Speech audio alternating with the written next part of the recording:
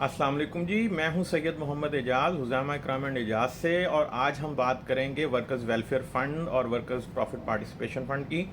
लेकिन मैं अपने आप को फोकस रखूंगा वर्कर्स वेलफेयर फ़ंड पे, इसलिए कि ये it is the talk of the town. अभी ये इशू सिंध में भी चल रहा है, बलूचिस्तान ने भी नोटिस इशू किए हुए हैं, पंजाब भी इशू कर रहा है। तो इसमें बुनियादी तौर पर दो बड़े पॉइंट्स हैं। एक तो इसकी कम्पिटेंसी टू टैक्स का है बाय द जो है प्रोविंसेस, और एक पॉइंट है ट्रांसप्रोविंशियलिटी का, वो भी obviously it's a part of competency to tax.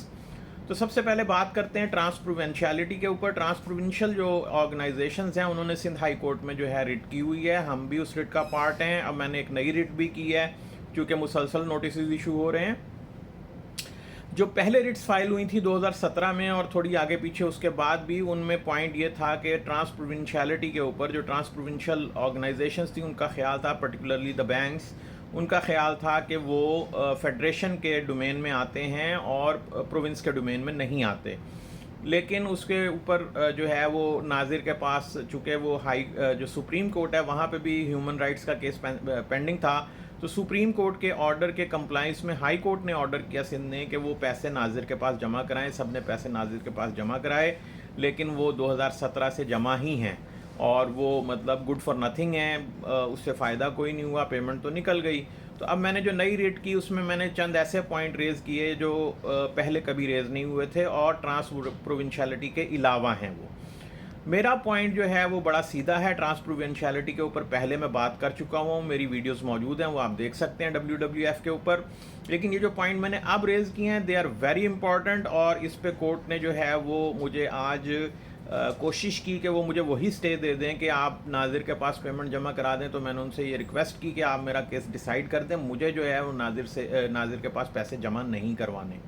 ठीक है, उस पर उन्होंने नोटिस कर दिया क्योंकि उनका ख्याल था कि इसमें ऐसे वैलिड सब्सटेंशियल जो है क्वेश्चन ऑफ लॉ और कॉन्स्टिट्यूशनल क्वेश्चन रेज़ किए गए हैं जिनके लिए डिपार्टमेंट की तरफ से पैरावाइज कमेंट आना ज़रूरी हैं। तो जनाब मेरे पॉइंट्स थे क्या? मेरा पॉइंट ये है कि supreme court Pakistan Chrome tannery, east Pakistan Chrome tannery के केस में ये डिसाइड कर चुकी हुई है कि WWF is a fee and not a tax.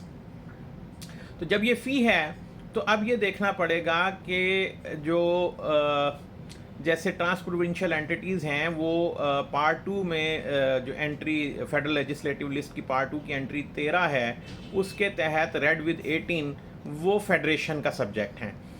तो इसी तरह जो है वो जो आपकी बैंक्स हैं वो एंट्री जो है 28 और 31, उसके तहत उसकी रेगुलेशन, कंट्रोल, उसकी हर चीज़, इनकॉर्पोरेशन, डिसोल्यूशन जो है फेडरेशन के जो है वो हाथ में है। तो एंट्री 54 जो है 54 ऑफ द कॉन्स्टिट्यूशन जो है पार्ट 4 ऑफ जो 54 of the federal legislative list जो है 4th schedule of the constitution, वो ये कहती है एंट्री 54 के federation has the right to impose any fee on any matter enumerated in the federal legislative list. तो उस हिसाब से वो तमाम चीज़ें लाइक बैंक्स हैं या एयरपोर्ट्स हैं या एविएशन है, इस किस्म के, वो अगर ट्रांस प्रोविंशियल नहीं भी हैं, चूँकि सिविल एविएशन अथॉरिटी के केस में सुप्रीम कोर्ट कह चुकी हुई है कि उनको टैक्स करने का इख्तियार फेडरेशन का है, उनको रेगुलेट करने का इख्तियार फेडरेशन का है, तो इस सूरत हाल में उन पे फ़ी चार्ज करने का इख्तियार भी जो है फेडरेशन का है। ये पॉइंट ना सिंध में रेज़ किया गया था ना लाहौर में रेज़ किया गया था, ये पॉइंट मैंने रेज़ किया है पहली दफ़ा। लाहौर में मैंने इस पर स्टे सिक्योर किया है सियालकोट एयरपोर्ट के केस में, और इस जो है सिंध में भी मैंने ये पॉइंट रेज़ किया है जिस पे पैरावाइज कमेंट कॉल किए गए हैं। और होपफुली ये पॉइंट वाहिद काफ़ी है प्रोविंसेस की पोजीशन को डिसलॉज करने के लिए। उम्मीद है इंशाल्लाह जैसे जैसे डिटेल्स आएंगी मैं आपसे रब्ता करूंगा। 5 मिनट से ज़्यादा मैं ये वीडियो नहीं बनाऊंगा। तो इंशाल्लाह नेक्स्ट वीडियो तक के लिए मुझे इजाज़त दीजिए। अल्लाह हाफिज़।